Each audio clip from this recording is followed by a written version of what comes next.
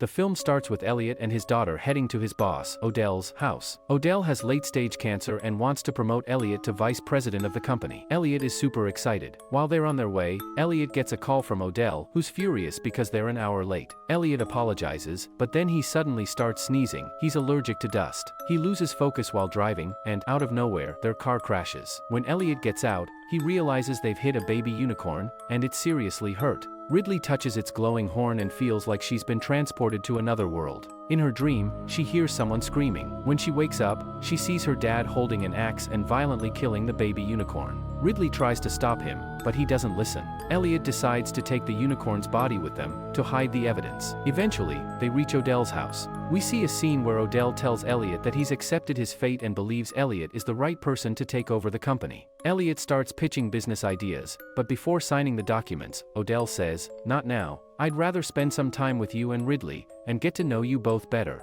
Upstairs, Ridley is washing her face and is shocked to see that all her acne is gone, as if it was never there. It happened because some unicorn blood had gotten on her face. She runs to her dad and says, "Dad, listen to me, this is urgent, we need to leave right now." But Elliot says they need to stay a little longer because Odell wants to bond with them. While they're talking, they suddenly hear someone screaming outside. The noise gets scarier. Everyone rushes out and sees that something has shattered the car window. It's the unicorn. The security guard panics and shoots at it. Everyone is shocked. Ridley says, "It's clearly a baby unicorn." Elliot realizes he can't hide the truth anymore and tells Odell, "We hit it with our car." Ridley tells Elliot that her acne disappeared after the unicorn's blood touched her. Elliot also remembers that he didn't sneeze once after that his dust allergy was gone. He also remembers that his vision had suddenly improved, and he no longer needed his glasses. That night, Elliot visits Ridley, who's sitting quietly, looking worried. He asks her, "When you touched the unicorn's horn, did you see anything?" She says, "I felt a strange connection with the unicorn. I think we did something very wrong by handing it over to Odell's family." She adds, "I feel like we should free the unicorn and leave this place," but Elliot refuses and warns her not to even think about it. He says, "This promotion is important." Seeing his selfishness, Ridley gets angry, throws him out of the room, and starts looking at a picture of her family. Behind her mother's photo, she notices a painting of a unicorn. This makes her curious, and she starts researching unicorn history. While reading, she discovers that many hunters and kings tried to catch unicorns, but none succeeded, except one kind-hearted girl.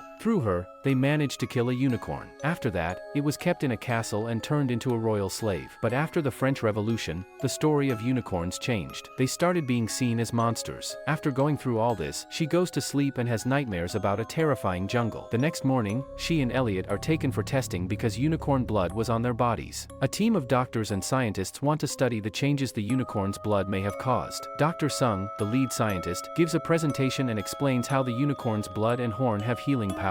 Then, Dr. Badia talks about the unicorn's horn, which is releasing bioelectrical signals. However, they need to study it more to confirm their findings. Odell and his son agree and give them permission. Once it's confirmed that the unicorn's horn can heal major diseases, they decide to test it on Odell. Since he has nothing to lose, he's already at the final stage of cancer. While all this is happening, the doctors notice that the bioelectrical signals from the horn are getting stronger. Meanwhile, Elliot and Odell are sitting together. Odell says he's not feeling any pain and believes he's healing. He thanks Elliot for bringing him this opportunity and even calls him his business partner. Elliot is happy to hear this. Odell's son notices that Ridley is still researching unicorns. Soon after, Odell comes in with everyone, and Dr. Sung is shocked to see that Odell's late-stage cancer has completely vanished within hours. The entire family, and Elliot, are thrilled, but Ridley looks uncomfortable. Odell then tells Dr. Sung to get the unicorn ready to move to their headquarters for more testing. Actually, Odell's company is a pharmaceutical business, but Dr. Sung shares bad news. Unicorn cells can't be replicated. Odell's wife replies, "So what? We'll still advertise it. The less the supply, the more the demand, and more profit." Ridley picks up the unicorn history book and tries to talk to them, but no one listens. They're all too busy celebrating their new product. In their excitement, they even drink the unicorn's blood.